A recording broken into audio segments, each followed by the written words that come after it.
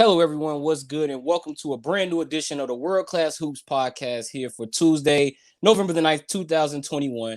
I'm your host, Chris Rouse, coming to you from my hometown of Chicago, Illinois. And on today's edition of the World Class Hoops podcast, it is our 2022 NCAA Division I men's basketball season preview. And as a result, I decided to bring along a guest. He's already got an Iowa Hawkeye shirt on.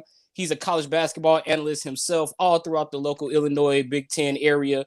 He also has a podcast of his own titled The Legends of the Tournament podcast. He's somebody that I've met along the way in the industry. He is Ryan Christoffersen. Welcome in, Ryan. Woo! I love it. I love it. I'm pumped. I mean, this is the first day of Division I basketball today, and some big matches. Like almost all the teams are in action tonight. Like I'm pumped, man. It is a big day, like you said, in college basketball. Coming up in about 2.5 hours, Villanova actually will tip it off. They'll kick it off again against Mount St. Mary's. They'll be one of the top 25 teams in play today. We'll talk top 25. We'll talk Gonzaga. Of course, we'll talk Big Ten. I mean, you're an Iowa guy. I'm a U of I alum. I work for Windy City, where I work with a Northwestern guy. We've got Tyler Cook, who went to Iowa on the team. Scotty Lindsey from Northwestern. So plenty Big Ten to talk about. But first, man, let's get into something new I want to try. It's called topical icebreakers, man. My topical icebreaker. You kind of already gave away the answer to the first question. What's your favorite college basketball school? Who's your favorite college basketball school? Well, yeah. I'll pan down here. It's Iowa Hawkeyes. You mentioned Tyler Cook playing for the Windy City Bulls this year. Iowa's not been like a hotbed for NBA talent, but they're getting a few more guys in the NBA as of late. Luka Garza for the Pistons right now, Joe Wieskamp for the Spurs. So they're starting to build a little something there in terms of pro basketball talent. But yeah, that's my team all through my life. So that's my number one for sure. All right, my favorite college basketball school is Illinois, obviously. I went there because of D. Brown, who I also work with sometimes at UIC. He's assistant coach for the UIC Flames. So I cross paths with him a lot. So that 2005 team, man, in Illinois, that's my favorite college basketball school, which also leads me to what's some of your all-time favorite college basketball teams? For me, the 05 Illini, the 08 Memphis Tigers with Derrick Rose. Who are some of your all-time favorite college teams? Oh, man. Well, the only time when I was a kid that I could have been swayed away from the Hawkeyes was probably that Illini team. Okay. Because I was living in the Chicago suburbs at the time. One of my best friends at school was a big Illini fan, and that team was fun. Like it was so fun to follow. I mean, I was obviously I was just a big fan of them, even though Iowa played them, that year, and obviously they're rivals and stuff. But I just couldn't help but love that team. So that's definitely one of my top favorite teams for sure. So I'm with you on that. Man. Yeah, see? That's why. See, this is why I brought you in, because I figured you would have to think about it. I want people to gotta think. That's a good question. Yeah, I wasn't prepared. There's so many great Hey, if that's all you got, that's all you got. It's cool. Man, yeah. I'd probably go way off the board, just something. I love mid-majors. So, I mean, I'm almost tempted to say some mid-major team that I fell in love with. Northern Iowa's had a couple good couple teams over the years that were unbelievable and so fun to watch. I don't have a great answer for you. For you on that. I'll say this. I'll keep it in Big Ten. Those Wisconsin teams that went to the Final Four. Okay. And then that's another one. I was in proximity. I was living in Madison at the time, and so many of my friends from high school went to UW-Madison, and they were going to school at the time there. So that was a pretty easy team to root for. I mean, Frank the Tank and all those guys. So. I'd say those Wisconsin teams were a lot of fun. And again, another rival of Iowa's, but I couldn't help but root for them. So, all right, let's go with two more all-time favorite college basketball players. I gave mine away. D. Brown and Derrick Rose. So who's one of yours one or two of your all-time favorite college basketball players? Yeah. See, I thought you would say, I thought Adam Haluska would fall out of your mouth. I thought you would say Adam Haluska. Adam Haluska. Oh, I love Adam Haluska. My first favorite Iowa player was Jeff Horner, who was on that same team. Yeah. Man, top favorite. These are good questions. I just like, there's so many names in my mind. Exactly. Man.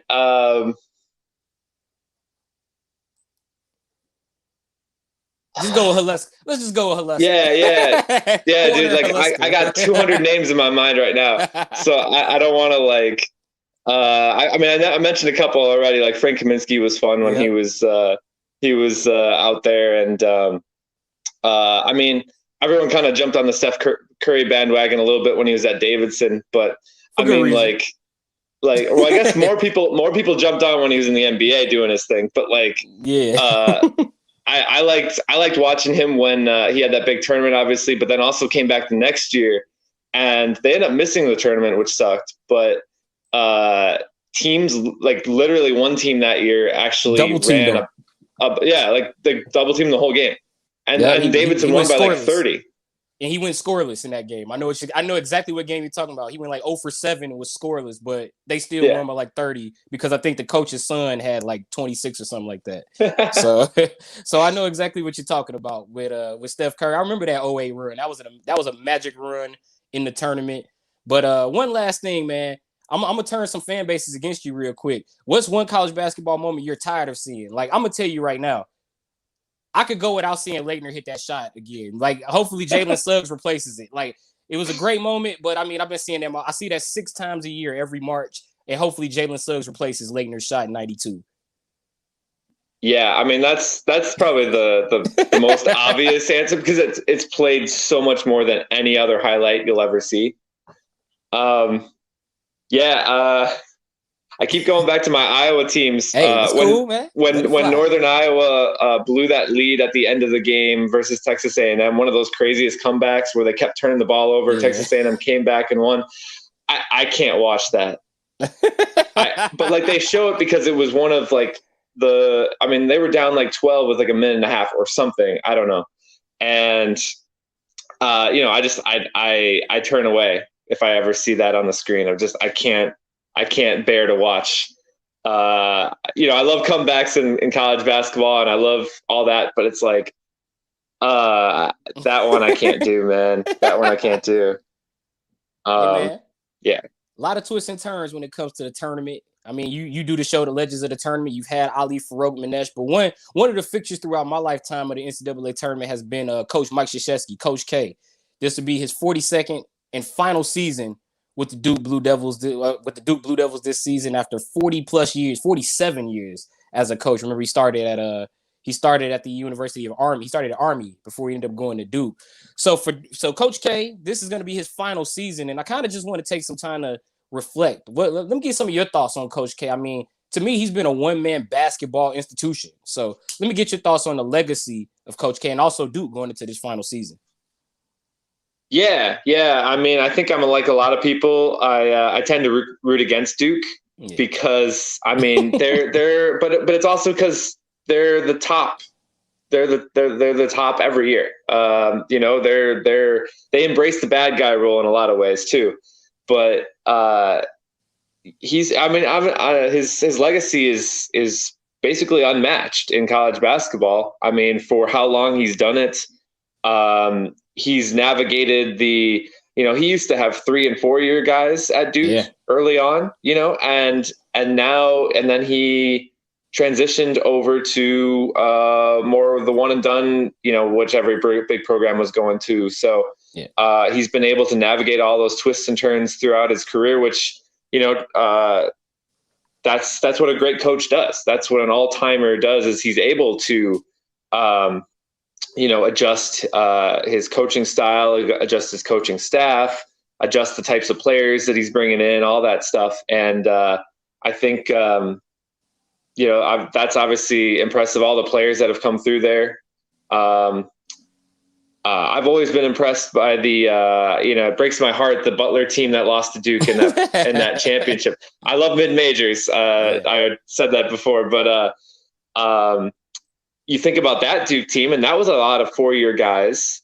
That was a lot of, I mean, John Shire is slated to kind of be the next, the successor, and he was the point guard on that team, so he was able to win that way. He was able to win with Jahlil Okafor and those guys. He was able to win with Leitner back in the day and Grant Hill, Bobby Hurley. Like, I don't know. As much as I love to hate him, I can't help but respect the legacy he's built over such a long time. Yeah, I agree with you. I mean, I'm right there with you. Throughout much of my childhood, I too thought of Duke as, quote, the villain. Even the 30 for 30, the I hate Christian Laettner 30 for 30, which, by the way, I think is probably one of the best ones, right up there with the two Escobars. Those are probably like two in the Requiem for the Big East. Those are probably my 3 favorite 30 for 30s. But I mean, just like you said, just embracing that villain role almost. But at the same time, Coach K is kind of like the coach that does it with class. It's like he's like the evil genius. Like, you guys, you may hate us, but I'm going to tell my guys to do it with class, and we're still going to go out there and win. I mean, he's the winningest head coach, only coach with 1,000 career wins at the time when he did it. Christian Laettner, we mentioned him. I think Christian Laettner is one of the greatest college basketball players of all time. A little bit before my time, but I mean, I've seen enough. I've seen the highlights enough to throw him in there. And then when you talk about Duke as a whole, you mentioned the one and done guys. I mean, the past few years, we've seen Zion Williamson, RJ Barrett. He's even had other guys like Wendell Carter Jr., who was on the Bulls. He had a 4-year guy in Grayson Allen.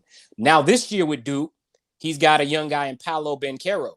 So when you look at Paolo Banchero, and also another guy that I like is the young Williams kid. I want to say it's Alex Williams, but I feel like that's wrong. But the Williams kid, number 15, who's been blocking shots. So Banchero and Williams, they look like they're going to be the 2 anchors for this Duke team moving forward. So let me get your thoughts on this Duke team and going into his final season. Yeah, I guess we'll get a good look at them tonight, right? Mark Williams, by the way. Mark Williams, not Alex. Mark Williams. Yeah, I knew it was 4-letter Williams. I couldn't remember. No, I mean, with Duke and with a lot of teams that bring in freshmen every year, you kind of just have to see them play a game or two, because you can't necessarily go off of what they did in high school or on the AAU circuit, because some of these guys don't translate to the next level, or they just don't come together as a team. If you get a bunch of guys, that come in, and we've seen that. I mean, Kentucky had a losing record last year. So I'm curious. I mean,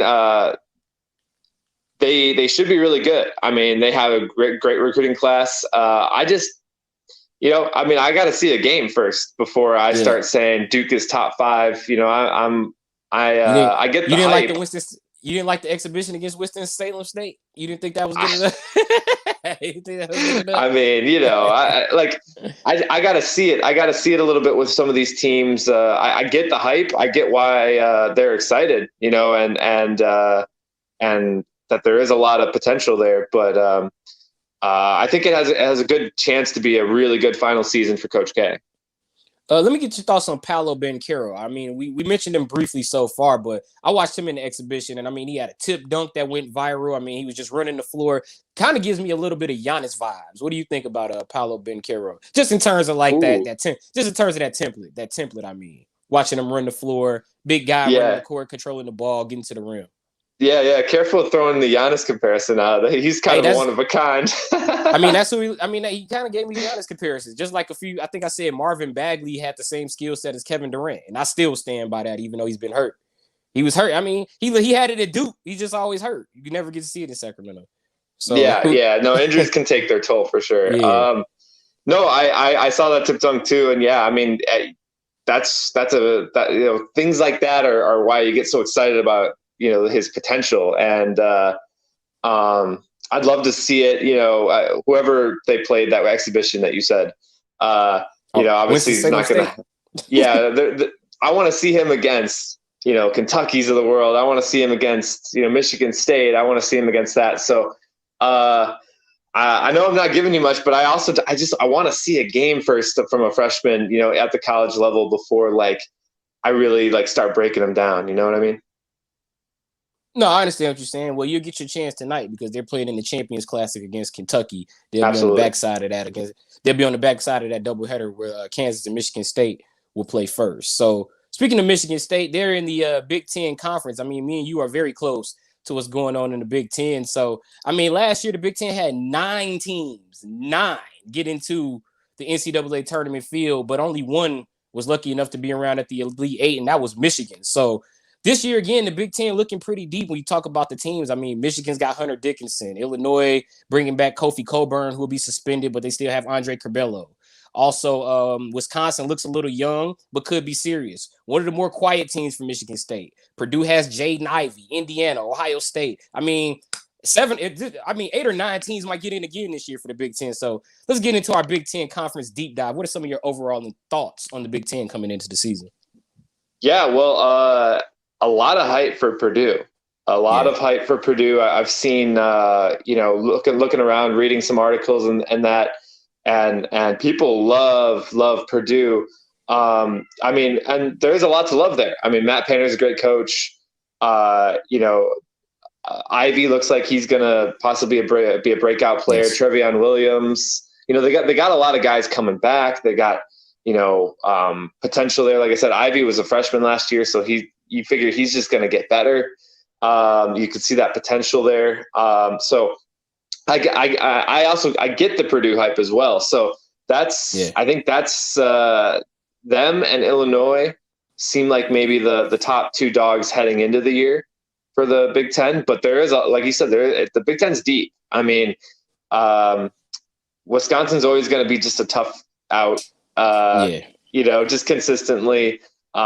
Michigan State is always there. Maryland, Indiana, those are teams that have been kind of there, sort of, but a lot of returning talent for Indiana. I don't know. There's a lot of scattered thoughts. It's like the Big Ten does have a lot of teams. I should add Michigan would be up there with Illinois and Purdue. I shouldn't forget Michigan. That's actually one of my kind of favorite teams looking forward with Juwan Howard as the head coach. And then they have some returning talent in Dickinson, but then a great recruiting class behind like one of Juwan Howard's first real good recruiting classes that he's brought in there. So I just hope they have some better postseason success. Elite Eight. They went the furthest of anybody in the Big Ten last year. So I should say just the Big Ten conference in general, but it's like, Michigan has actually been the most consistent, just off the top of my head, in the last decade, in terms of actually making it pretty deep into the tournament. So, and you know what I like about the Big Ten this year? Just the plethora of like really talented players. I mean, we talked about Cockburn, Curbelo for Illinois, Trace Jackson Davis at Indiana, EJ Liddell, combo forward out of the Chicagoland area at Ohio State, Hunter Dickinson back at Michigan. Also, we talked about Jaden Ivey. But also, I mean, you talk about sort of like a changing of the guard with the coaches as well. When you talk about Tom Izzo, we talk about Coach K going out at Duke. Tom Izzo's been sort of a institution in the Big Ten, and now Juwan Howard kind of coming in Michigan, and they're trying to take over the Big Ten. So let me know some of the players that you're focusing on coming into this Big Ten season. Yeah, we've named a bunch of them. I got to get a shout out to my my Iowa guy, who I think could be a breakout player this year, and I've seen a little bit of buzz draft wise as well. It's sophomore Keegan Murray. Okay. Don't know if you know much about him. He's a little under the radar behind, obviously Luka Garza kind of dominating the headlines last year for Iowa, and rightfully so. But Keegan Murray, about 6'8", 6'9". He's just so smooth, and he's right away a great rebounder and a great defender. I'm curious to see, and all the reports out of Iowa say like he's ready to be like the number one guy offensively this year. And I'm really curious, like if with more volume on the offensive end, if he turns into a first or second team All Big Ten performer, I think he's got all the talent in the world to get there. So there's somebody, obviously close to my heart, but I think legitimately, watching most every Iowa game, has a real shot at being one of those breakout players in the Big Ten. You guys have Bohannon returning too as well, right? If I'm not mistaken. Yeah, for his like 15th year or something. Yeah. You know? Yeah. Hey, he won't be alone. Jalen Coleman Lands of Kansas. I know this is going to be like his 7th season. Like he was at Illinois. I was there at DePaul actually when they honored him for scoring his 1,000th career point. And then he was at Iowa State, and that was 2 years. That was pre-pandemic. So, and then he was at Iowa State last year, and now he's at Kansas. So yeah. Bohannon and Coleman Lands, they're up there. They're kind of up there.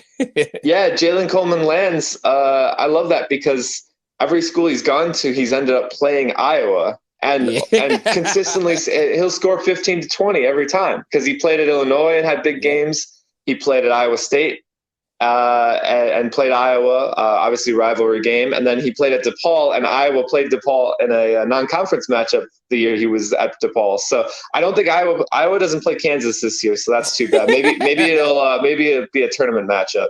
Maybe he'll stay for an 8th year, get another year of eligibility, and he'll go to Iowa. You know, maybe. Yeah. Maybe there's going to be a lot of those. Maybe not quite Jalen Coleman Lands or Bohannon, but a lot of guys, getting that extra year, seeming like they're there forever.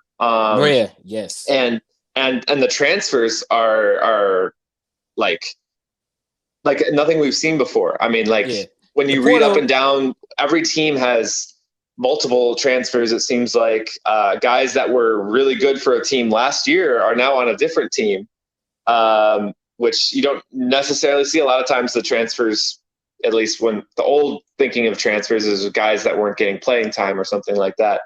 But now it's like, I'm trying to move up from a mid-major to a high major, or, just for a different situation for their graduate year. The transfer portal has gone wild this year. Like, just to say the least, that's actually going to be the next topic. We'll segue into that in a moment after I ask you, Big Ten pick. Who's the best team? You said Michigan, Illinois, Purdue. Are you willing to pick one? Because I'm gonna tell you now, for me, I think it will come down to Illinois. I think it'll come down to Michigan. I think it'll come down to Purdue. But I also want to throw Ohio State in there. I think it's going to come down to their guard play. E.J. Liddell, combo forward, thought he played well in the Big Ten tournament. But they took the loss to Oral Roberts, so we didn't really get a good look at them. So if for Illinois, it comes down to Curbelo and Frazier in the backcourt. Michigan, can they put some offense around Dickinson? So for you, out of those teams named, who looks the best in the Big Ten to start the season? I'm leaning Purdue, but I think Michigan has really sky high potential. It kind of depends on a couple of the freshmen, specifically the point guard Caleb Houston. But I lean Purdue with Illinois right in the mix. I guess my one concern with Illinois is just life after Ayo Dosunmu. Yeah. And I get that they got guards who look the part. I just want to see it first. So I understand. Because Dosunmu was so important to what they did. So yeah, I would lean Purdue with Michigan. Like Purdue, Michigan, Illinois is kind of my top 3 to start the year without really seeing anything yet. Yeah, I hear you. And for me, I would go Michigan. I think Michigan, that run to the Elite Eight was pretty good for them. For Illinois, the next thing we're going to talk about is the top 5 players we're excited to see. One guy I left off was Andre Curbelo, and I think he will be the key for this Illini team. His energy, his offense, the way he defends, replacing Ayo Dosunmu. Another guy, Trent Frazier, who's been around for like almost 6 years now at Illinois. So Illinois, another veteran player in Frazier. So I think that backcourt for Illinois will be key. But right now, I'm leaning Michigan. He's Ryan Christoffersen. Yeah, he's Ryan Christoffersen. I'm Chris Rouse. This is the World Class Hoops podcast. I mean, we're not done. We got plenty to talk about. We're still going to talk about Gonzaga. But coming up next, we're going to talk about our top 5 players we're excited to see entering this college basketball season. So top 5, it could be returning. It could be freshmen. We'll start from 5 to 1. So who is the player you're fifth most excited to see going into this season, right? Yeah. I don't necessarily have them in order. That's cool. I apologize. That's cool. But I would start off with I had Gonzaga on the mind. Chet Holmgren, the freshman. I wanna see. He seems like a pretty uniquely skilled player. He's real tall. He seems like he can handle the ball and shoot. He's going to go to the Zags, where they obviously have a lot of returning talent from a team that just was the runner-up in the country. And almost perfect. He's almost right. Perfect. And he's going to be playing with a true center as well. Yeah. So they're going to be playing with a lot of big lineups, but it could work because of Holmgren's, like I said, his unique skill set. So I'm really curious, like, how he's going to look just individually, but also how that fits into like what the Zags do. My number 5 player is Imani Bates, the freshman from Memphis. I'm not going to lie. He's been high on my radar for probably the last year and a half, all throughout the pandemic. I remember when he committed to Michigan State. He decommitted back in April, and then he went to Memphis under the tutelage under Penny Hardaway. Looking forward to see him. I mean, there's a lot of hype surrounding Imani Bates. Only had 12 points in his most recent exhibition. But, I mean, he's been on my radar for like 2 years, plus the story with the Memphis, Michigan State decommit. And then, of course, he's coached by Penny Hardaway. So a lot of hype for Imani Bates. He's my number 5. Yeah, Imani and Chet Holmgren had an epic showdown last year in high school. Yes, they did.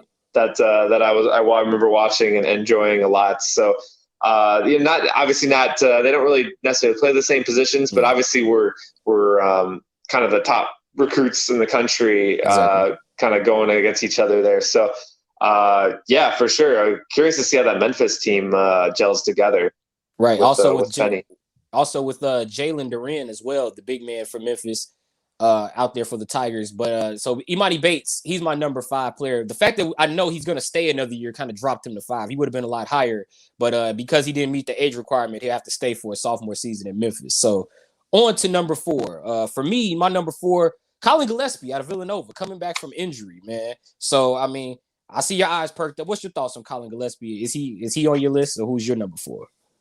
Not on my list, but I'm really curious to see what he does. Villanova ended up playing decent without him in the tournament. They kind of hung in there, but he's the engine that makes that team go. So I would have really loved to see him in the tournament last year with the rest of the team the way they were playing, because they were just so clearly missing the point guard, the leader, that guy. Yeah. That floor general. Yeah, exactly. But I mean, credit to that Villanova program and Jay Wright. Like they're so well coached and kind of such a well-oiled machine now that even losing a player like that, which would cripple most any other team, they still were able to go out there and compete at a pretty high level in the tournament. But no, I mean, I'm excited to see what he can do. He can he win another Big East Player of the Year? Can he take Villanova, up new heights, to the next level? Yep. So can they return to the heights they had about 5 years ago when they had Ryan Arcidiacono? And speaking of Jay Wright, another basketball institution in college basketball. When you think about it, it's really like Coach K, Boeheim, Izzo, and Jay Wright. And then some might say Coach Cal, but I feel like he's bounced around too much for me. Maybe Bill Self, but I remember when he was at Illinois, so maybe not those, maybe not those guys. So, but those are some of those coaches that have been around forever that just seem to always be in the mix. So I would say the last decade, Jay Wright, arguably the best program in the country the last 10 years or so. I mean, with the national championships and just being consistently one of the top teams year in, year out. Yeah. He's done an unbelievable job.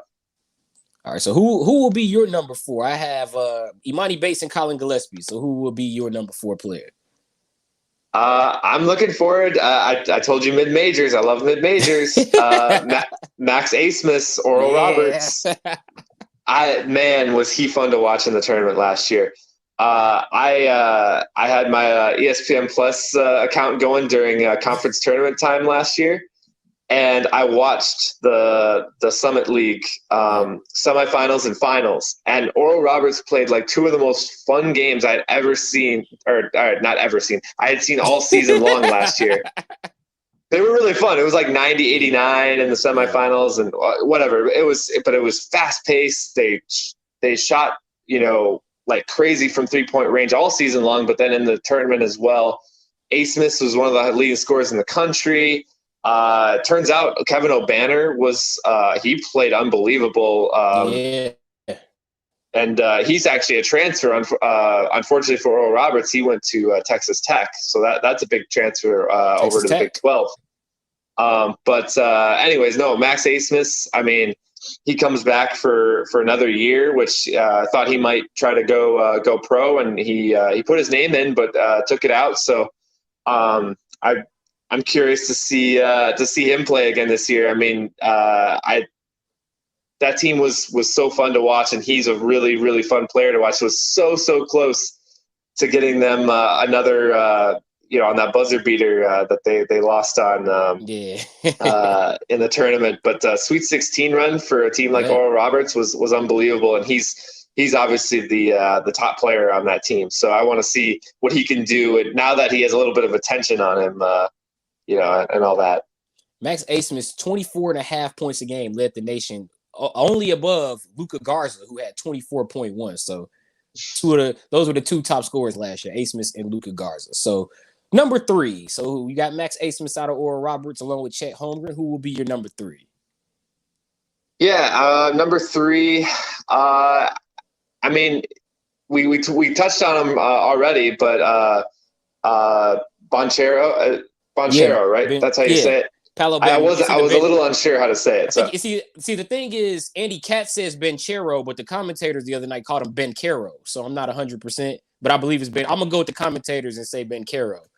Okay, Banchero. Yeah, I was a little unsure there, but I mean, we touched on him already, but obviously, like, there's a freshman with sky-high potential that could be the number 1 pick in the next draft. I want to see.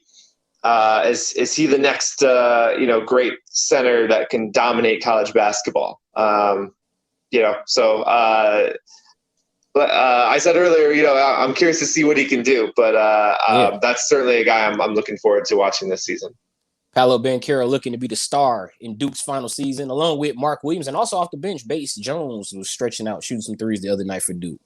My number 3 is a transfer, formerly of the Minnesota Golden Gophers. He's now a Texas Longhorn, Marcus Carr. He's going to be there, be in Austin with Chris Beard. I think he'll be huge for the Longhorns. Adds more scoring alongside Andrew Jones and Courtney Ramey. Also a few transfers to that Texas team, who I think, honestly, might be the favorite to win the Big 12. And also, they might be in the Final Four. They're one of the teams I'm really high on this year. So Marcus Carr, I think he has huge star potential headed down to Austin, Texas with Chris Beard and the Longhorns. I like that. Texas is a real interesting case because new coach who goes from, but we know he's a great coach, but he stays in conference. Right. He goes from Austin. He goes from Lubbock to Austin. He stays in state, stays in conference. Yeah. I mean, so there's that. He's got a lot of transfers. You mentioned, obviously, Carr is probably the biggest name of all those. They have a few returning guys. Texas is a real interesting case because there's obviously a lot of talent there and a great coach. But how's it all going to gel together? That remains to be seen. I just think with those guards, I think what they did, they took the if you can't beat them, join them approach, because they lost to North Texas in the tournament. So I feel like they went and got scoring. They went and got more guards as opposed to what they had last year. A lot more bigs when you had Kai Jones, who was the big man, but they didn't have the shooting. So I think they went and got more scoring. Number two for me would be Johnny Juzang out of UCLA. Amazing NCAA tournament run. So Johnny Juzang is my number 2. Yeah, I'm right with you on that. That was one of my names that I wanted to get to because that UCLA team, it was weird because in college basketball history, UCLA has never been an underdog. Yeah, they were like the team everyone hated for a long time. And then all of a sudden they had underdog feeling last year to them. And, they just had this right formula. They got along with not a lot of size, but they had a lot of really good guards who could all get buckets, and they were playing well together, shot well from the outside. And Johnny Juzang was really the leader of those guards. And also returning a lot of those guys, not just Juzang, also bringing back Tiger Campbell as well.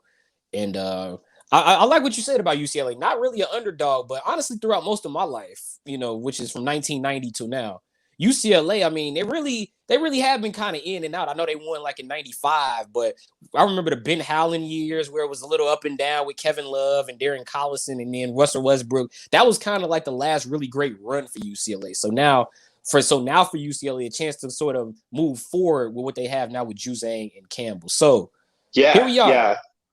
Here we are. Well, I was one more point on UCLA because I really love UCLA this year. They're bringing in a freshman wing, Peyton Watson, one of the top 10 rated recruit, and they're bringing in some size. Rutgers transfer center Miles Johnson. They got a rim protector there. Figures to be the starting center right away to go along with these returning guards, and Mick Cronin as the head coach.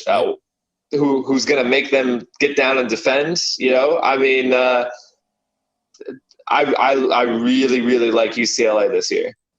And also in the Pac-12, where really they'll probably get 4 this year. They'll probably get UCLA, Oregon, Colorado might be back if they can replace McKinley Wright the fourth, and then maybe USC with not Evan Mobley, but Isaiah Mobley. So let's see if USC might be back in the mix as well in the Pac-12.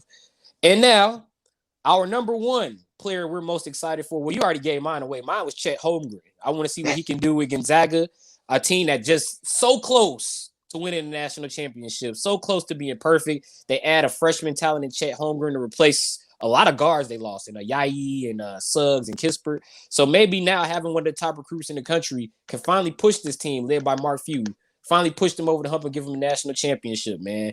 Always a bridesmaid, never a bride, but maybe with Holmgren, they'll finally get that national championship. So for you, who is your number one player you're most excited to see this season, Ryan? Yeah, man. I think Amani Bates was right up there for. Like I said, I didn't have a 1 through 5. These guys are all.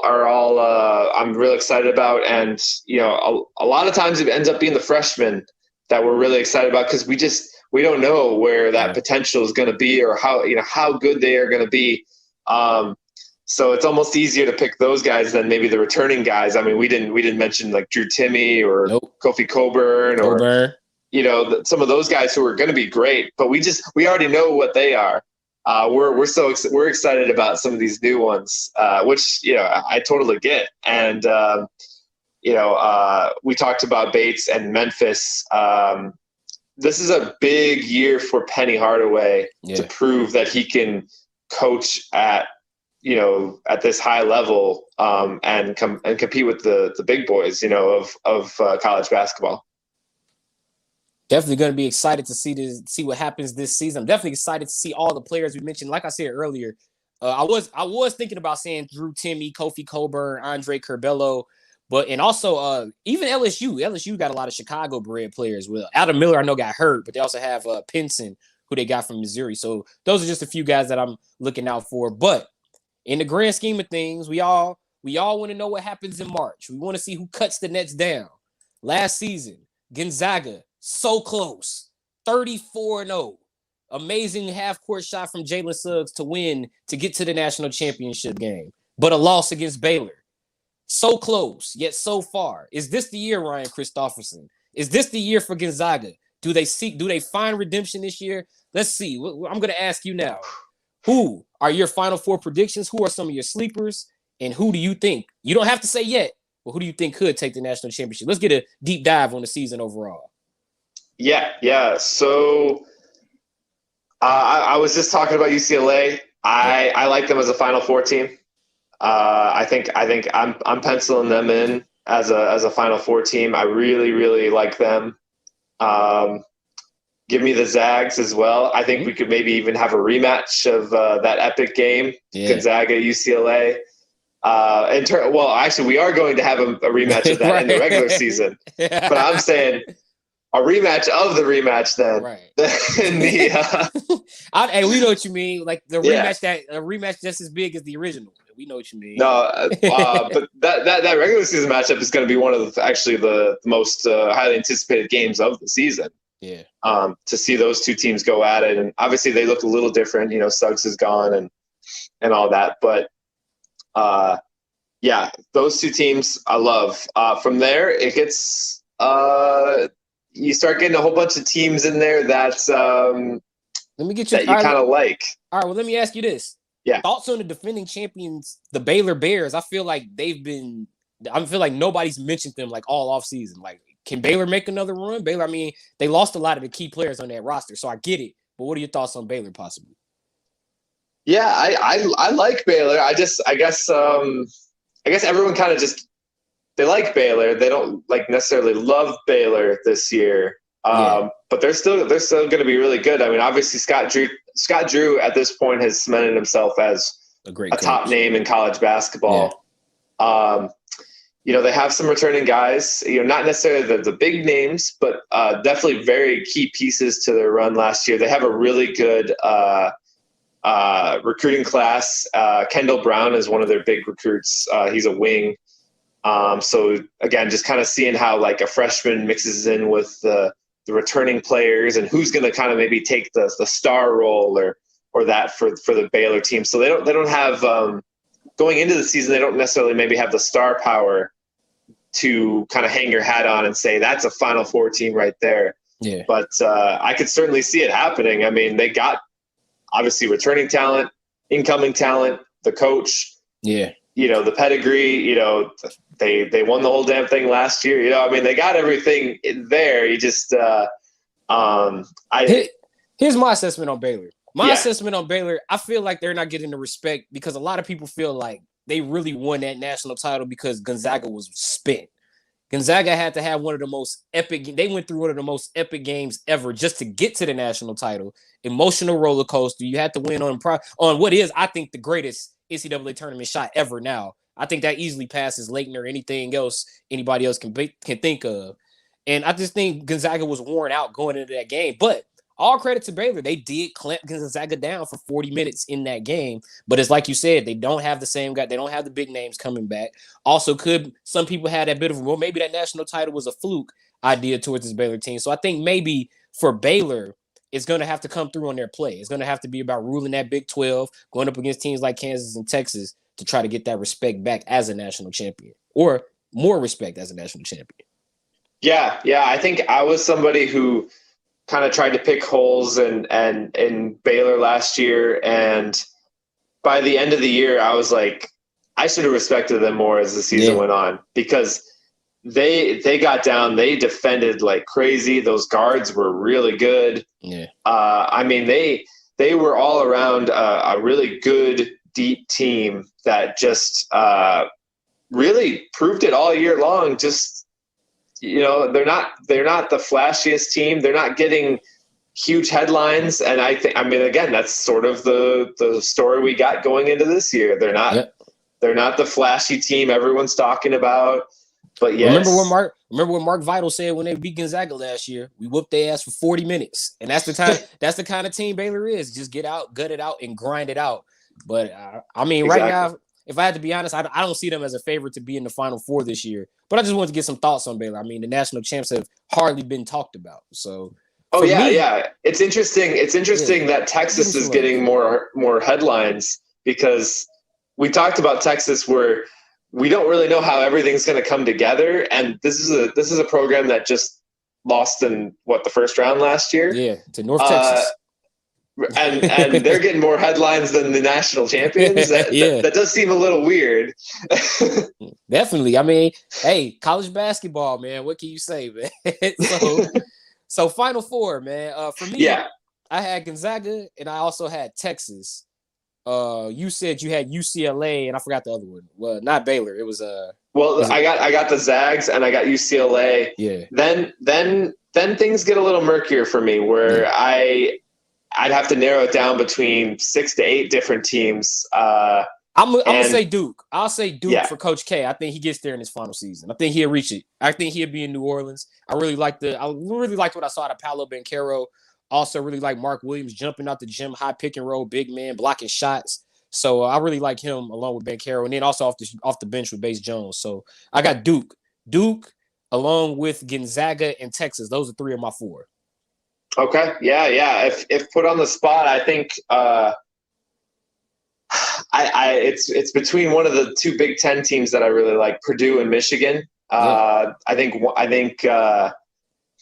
going to go Michigan in terms of that. And the fourth team, as much as I hate to say it, I think I'm with you on Duke. Okay. I think Boncaro, however you say it. I think that's a pretty transformative player right there. And then, that's going to kind of be the storyline as we go out throughout the whole season. Can Coach K kind of close it out with a Final Four berth? And for my last team, I was going to go with you on Michigan, but actually, I think that'll be a sleeper. I think we'll see somebody we're not even thinking about make that run. I wouldn't be surprised if you see like an Ohio State sneak into the tournament, or a Coach Cal with those portal transfers that he got to Kentucky. So I wouldn't be surprised if it's a team that we're not thinking about. Or maybe somebody does what Georgia Tech did in the ACC, make a crazy conference run and get into the Final Four. But for that fourth spot, I really there's nobody else I'm clear cut ready to say yes. I think they'll be in there yet. Yeah, I'll take that. I'll take the open spot because that's one of the reasons I love college basketball, man. I love mid-majors. I love, the Cinderella runs. I love, all that stuff, and where you really feel like so many teams have a chance. And that's my one that's the one thing I don't like. I love college football, but I don't like college football the part about it where they don't with the playoff where you have the same teams. Four teams every year, 3 or 4 teams every year, interchangeable. You don't feel like anybody else really has a shot. While like in college basketball, so many teams have a shot. You get to prove it out on the court rather than it just be just talk. Yeah, like you can truly prove it out in March Madness, and it makes for some epic moments, epic games. And a quick note about Kentucky: I was reading recently that they only have a couple of freshmen this year, which is going against what Coach Cal has done for basically all of his Kentucky career. Yeah. I would argue actually his one of his most well, I mean, it's different when you have like John Wall or Boogie Cousins or Anthony Davis. But some of those really good Kentucky teams he had kind of in the mid 2010s he had 2, 3, even a couple 4-year players. Yeah. I think you do need a little bit of that mix to make the run, to make the deep run into the tournament. You got to have, unless you guys, a guy like an Anthony Davis who was just so ahead of his time, and that sort of thing. But I'm a big believer, and you got to have a little bit of experience too. I mean, you can do it with a lot of freshmen, but have a couple of guys who've been around who can kind of guide them as well. Yeah, and to me, that's kind of what my draw is to Gonzaga as well. I think this could be the year they can right that wrong with Drew Timme, and also you bring in the young talent in Chet Holmgren. So I think it's going to be a very fun college basketball season. It begins in about an hour and a half. Villanova taking the floor against Mount St. Mary.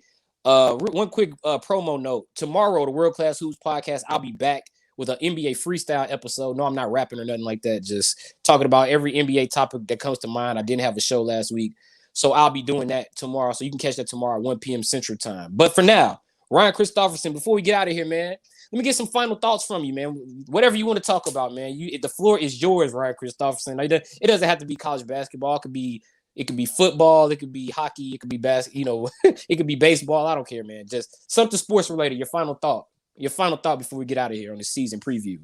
Oh, dang. Yeah, it's whatever, man. Yeah. I think. Do you want to talk about that Bears game last night? I didn't see it, but I didn't see it for good reason. So I think I kind of avoided it. I was worried about the show, and also I got a game later, so I didn't actually see it. But I know they lost 29-27.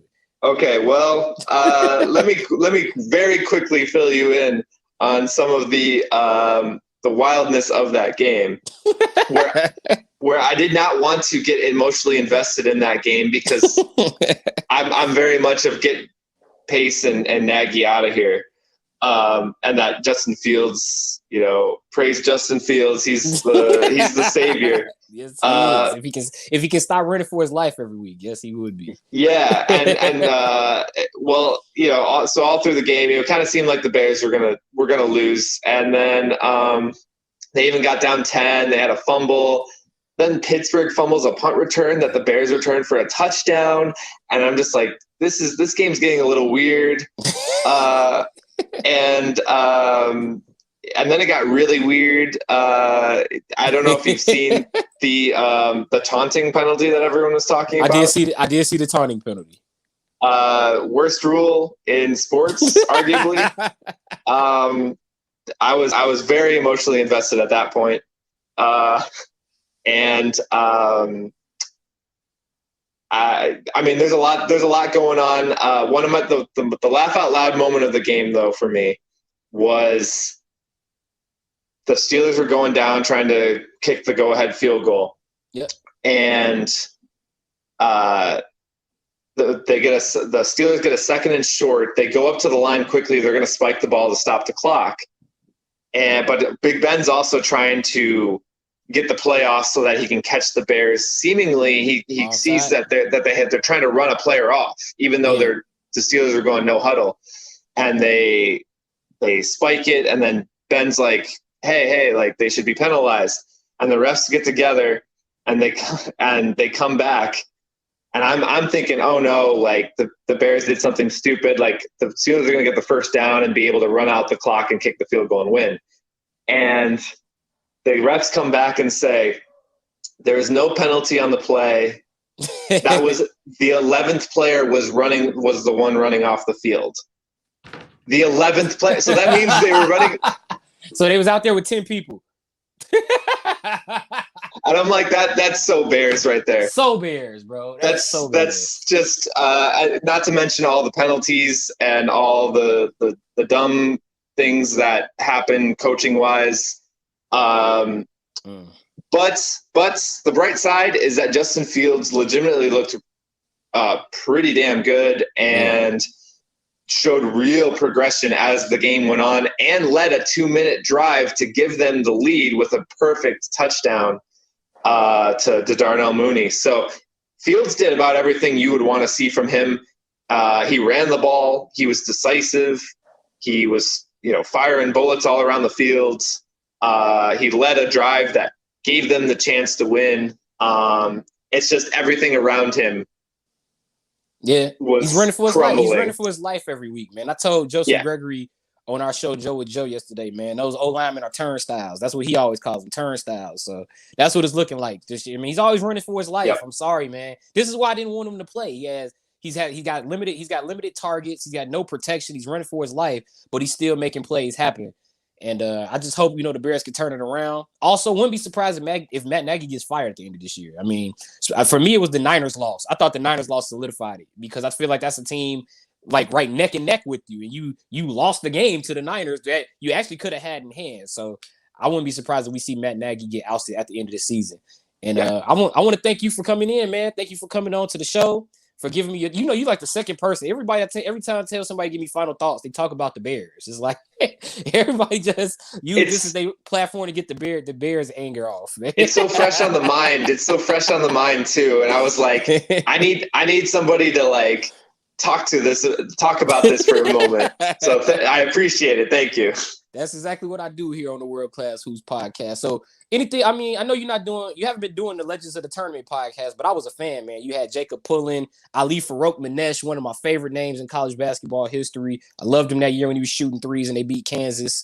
I saw you had Jeff Horner on there. Didn't like him so much because I was a D Brown guy. I went to U of I. They matched up a whole lot in the Big Ten Conference, and Iowa gave them some good games. Honestly, back when they had the great Illini team, but the Illini did usually pull that out. No, man, I'm big on play-by-play right now. So I had my summer gig with summer collegiate baseball with the Chillicothe Mudcats, and now doing a lot of stuff with Illinois Tech and University of Chicago and all that stuff. So I'm enjoying it, man. I'm glad it's back. I'm glad I'm doing it. Having a lot of fun.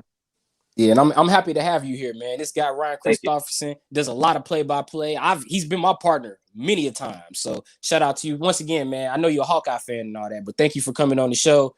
ILL, baby. So once again, man, for Ryan Christoffersen, I'm Chris Rouse. This has been the 2022 college basketball NCAA Division I men's basketball season preview. So thank you all for tuning in. He's Ryan Christoffersen. I'm Chris Rouse. This has been another presentation of the World Class Hoops Podcast. We're out. Thanks again, Ryan. Thank you.